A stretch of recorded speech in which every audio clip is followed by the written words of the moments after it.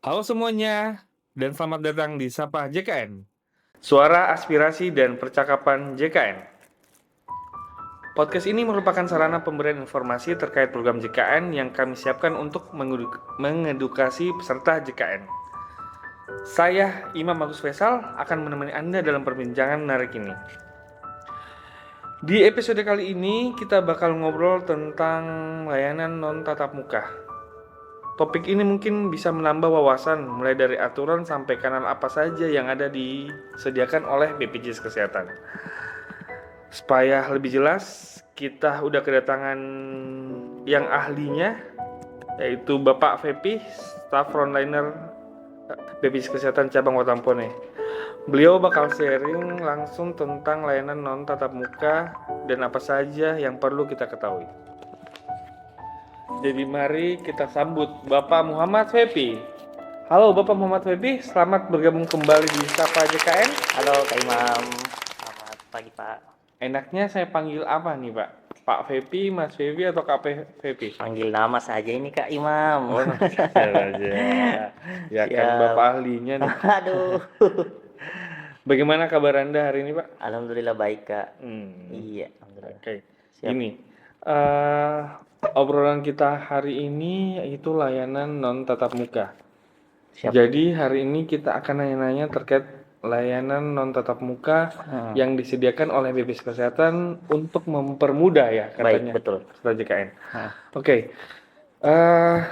Kita yang kami lihat itu BPJS Kesehatan selalu berupaya memberikan kemudahan akses layanan bagi pesertanya. Siap. BPJS Kesehatan itu selalu berinovasi melalui layanan tatap muka atau NTM, betul ya? Betul, namanya? betul. Iya. Khususnya dalam hal administrasi kepesertaan. Layanan ini hadir sebagai solusi praktis bagi masyarakat agar dapat mengurus berbagai kebutuhan tanpa harus datang ke kantor cabang. Namun upaya itu tidak selamanya langsung dengan mudah diterima oleh masyarakat pastinya ya. Betul. Pasti ada aja ya kendalanya ya. Betul, betul. Nah, ya ingin saya tanyakan itu yang pertama, selama ini masyarakat lebih familiar dengan datang langsung ke kantor BPJS Kesehatan atau layanan tatap muka. Namun ternyata dalam program JKN ternyata disediakan kanal layanan non tatap muka. Bisa dijelaskan sebenarnya apa itu layanan non tatap muka dan apa saja jenis layanan non tatap muka yang disediakan oleh BPJS Kesehatan? Baik. Terima kasih Kak Imami atas kesempatannya untuk sama-sama berbincang di sore hari ini terkait tentang ya kanal layanan di BPJS Kesehatan. Kita mungkin sama-sama ketahui bahwa BPJS Kesehatan terus berinovasi untuk terus memberikan hal yang terbaik dalam segi pelayanan agar masyarakat dapat lebih mudah mengakses segala kebutuhannya di sektor pelayanan BPJS Kesehatan. Nah, bicara persoalan layanan atau kanal layanan di BPJS Kesehatan ini, kami harus disclaimer dulu Kak. Oke. Terkait tentang kanal layanan tanpa tatap muka ini. Oke. Sebenarnya Pak Fala atau Deputi Direksi Manajemen Mutu Layanan ini sudah menegaskan bahwa bukan lagi non tatap muka, harus nonnya itu diubah jadi tanpa tatap muka. Jadi diubah narasinya supaya kita lebih konsisten menggunakan bahasa Indonesia bahasa Indonesia, kalau bahasa Inggris bahasa Inggris. Jadi nggak bisa di mix gitu katanya Pak Fala. Ini disampaikan sama Pak Fala kemarin. Jadi untuk persoalan pertanyaan tadi Kak Imam terkait tentang apa saja sebenarnya layanan tanpa tatap muka itu dan apa saja jenisnya. Jadi di sini saya ingin menjelaskan bahwa layanan tanpa tatap muka itu adalah kanal layanan yang bisa diakses peserta tanpa harus datang sebenarnya di kantor cabang BPJS. Ini lebih memudahkan atau lebih efisien untuk diakses oleh para masyarakat untuk bisa digunakan dalam segi pelayanan administrasi, informasi maupun pengaduan. Dan jenisnya itu ada beberapa, misalnya di aplikasi mobil JKN. Itu bisa di-download di App Store atau di Play Store. Itu bisa memudahkan untuk masyarakat menggunakan pemindahan vaskes juga bisa. kemudian pengaduan dan juga lain sebagainya banyaklah di aplikasi Mobil JKN. Kemudian ada pelayanan administrasi melalui WhatsApp atau Pandawa. Itu juga bisa diakses lewat nomor teleponnya 0811 8165 165. Nah, kemudian ada BPJS Care Center 165, bisa dicek di situ juga melalui telepon. Ada juga website resmi di BPJS Kesehatan. Lebih daripada itu ada juga di sosial media, ada di Instagram, di di TikTok dan sebagainya juga bisa di situ untuk lebih memudahkan lah sebenarnya peserta. Gitu Kak Imam. Semua itu bisa diakses dengan mudah ya, Betul, ya? Bisa diakses dimanapun, kapanpun, secara merata kepada masyarakat. Wow. Banyak ya, cukup banyak ya. Betul. Jadi masyarakat tinggal memilih mana ya, iya, yang mana. Betul Kak Imam. Oke.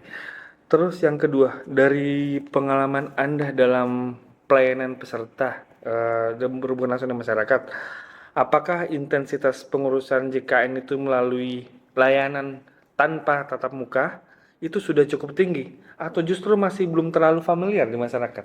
Bicara persoalan familiar dan tidaknya sebenarnya masih variatif. Oh iya. Artinya tergantung bagaimana masyarakatnya dalam memahami atau mengetahui karena layanan tanpa tatap muka ini. Tapi pada dasarnya kami khususnya di bidang bagian daripada manajemen mutu layanan terus mengoptimalisasikan sosialisasi kepada masyarakat bahwa sebenarnya tanpa datang ke kantor toh bisa sebenarnya mengakses lewat gadget aja sebenarnya, bisa di aplikasi atau bisa lewat WhatsApp. Nah, sebenarnya masyarakat sebagian masyarakat khususnya di Kabupaten Bone ini itu juga sudah ya maksimal lah untuk penggunaan dalam proses layanan tanpa tatap muka ini. Sebenarnya ini yang kita mau optimalisasikan Kak Imam supaya masyarakat lebih nyaman tanpa datang ke kantor, jauh-jauh datang ke kantor. Dengan proses peningkatan itu bisa menjadi sebuah penilaian bahwa ya masyarakat sudah berusaha untuk melek literasi digital lah. Dan ini sebenarnya masih belum merata, tetapi kita akan menuju ke sana supaya pelayanan ini bisa jauh lebih baik sebenarnya. Betul. Jadi ada upaya sosialisasi ya, betul. Untuk edukasi ya gitu. Terus